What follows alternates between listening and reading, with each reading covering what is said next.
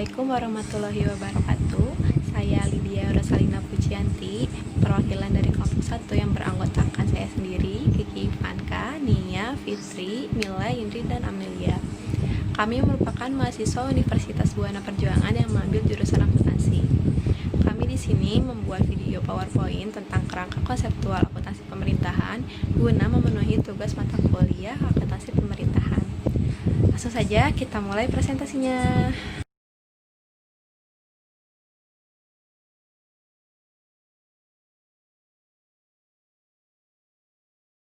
Baik, saya akan mempresentasikan tentang kerangka konseptual.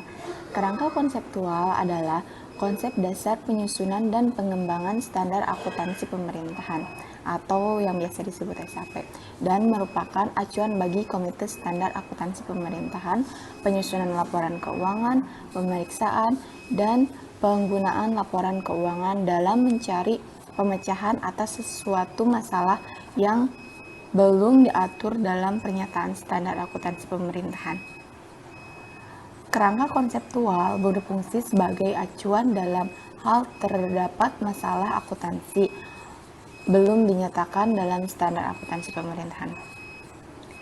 Dan tujuan kerangka konseptual itu yang pertama, penyusun standar dalam melaksanakan tugasnya. Yang kedua, penyusun laporan keuangan dalam menanggulangi masalah akuntansi yang belum diatur dalam standar. Yang ketiga, pemeriksaan dalam memberikan pendapat mengenai apakah laporan keuangan disusun sesuai dengan standar. Dan yang keempat, para penggunaan laporan keuangan dalam menafsirkan informasi yang disajikan dalam laporan keuangan yang dapat sesuai dengan standar. Selanjutnya, memahami lingkungan akuntansi pemerintah.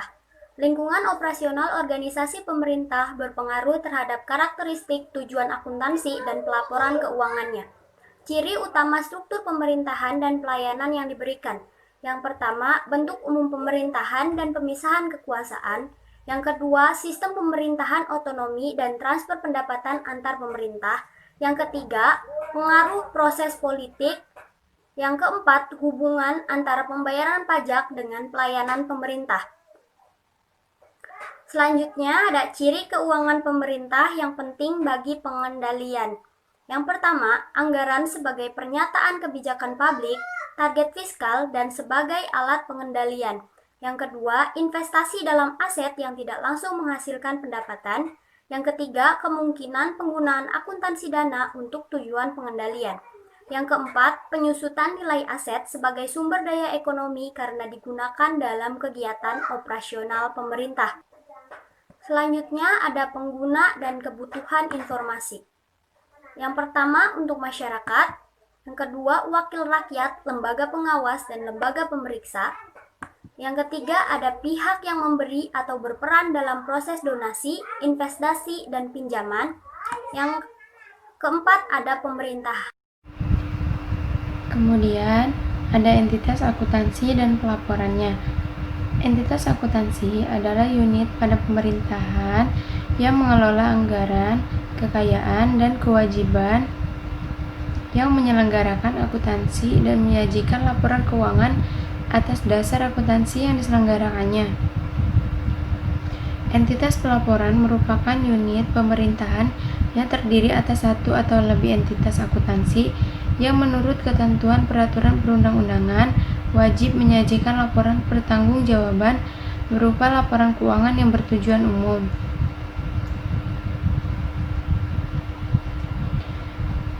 Kemudian ada peranan dan tujuan laporan keuangan. Peranan pelaporan keuangan digunakan untuk mengetahui nilai sumber daya ekonomi yang dimanfaatkan untuk melaksanakan kegiatan operasional pemerintahan, menilai kondisi keuangan, mengevaluasi efektivitas dan efisiensi suatu entitas pelaporan, dan membantu menentukan ketaatannya terhadap peraturan perundang-undangan. Tujuan pelaporan keuangan pemerintah seharusnya menyajikan informasi yang bermanfaat bagi para pengguna dalam menilai akuntabilitas dan membuat keputusan baik keputusan ekonomi, sosial maupun politik.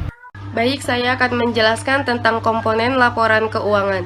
Laporan keuangan pokok terdiri dari yang pertama ada laporan realisasi anggaran atau LRA, yang kedua ada laporan perubahan saldo anggaran lebih atau laporan perubahan SAL, yang ketiga ada neraca, yang keempat laporan operasional atau LO, yang kelima ada laporan arus kas atau LAK, yang keenam ada laporan perubahan ekuitas atau LPE, dan yang ketujuh ada catatan atas laporan keuangan atau CALK.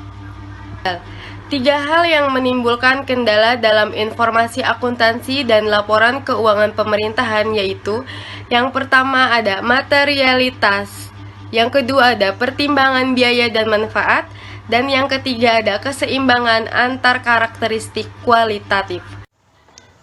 Saya akan membacakan kesimpulan. Jadi kesimpulannya adalah kerangka konseptual merumuskan konsep yang mendasari penyusunan dan pengembangan SAP yang selanjutnya dapat disebut standar. Tujuannya adalah sebagai acuan bagi penyusun standar dalam melaksanakan tugasnya, penyusunan laporan keuangan dalam menanggulangi masalah akuntansi yang belum diatur dalam standar. Pemeriksa dalam memberikan pendapat mengenai apakah laporan keuangan disusun sesuai dengan standar, dan para pengguna laporan keuangan dalam menafsirkan informasi yang disajikan pada laporan keuangan yang disusun sesuai dengan standar. Kerangka konseptual berfungsi sebagai acuan dalam hal terdapat masalah akuntansi yang belum dinyatakan dalam standar akuntansi pemerintah. Dalam hal terjadi pertentangan antara kerangka konseptual dan standar, maka ketentuan standar diunggulkan relatif terhadap kerangka konseptual. Dalam jangka panjang, konflik demikian diharapkan dapat diselesaikan sejalan dengan pengembangan SAP di masa depan.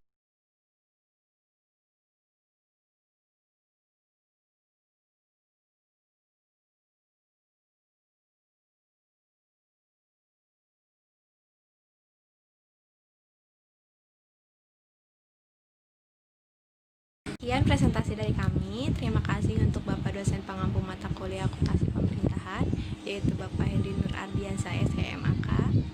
Juga terima kasih untuk teman-teman kelompok yang sudah membacakan materi. Semoga video ini bermanfaat bagi kita semua. Saya Lydia Rosalina Pujianti, pamit undur diri. Wassalamualaikum warahmatullahi wabarakatuh.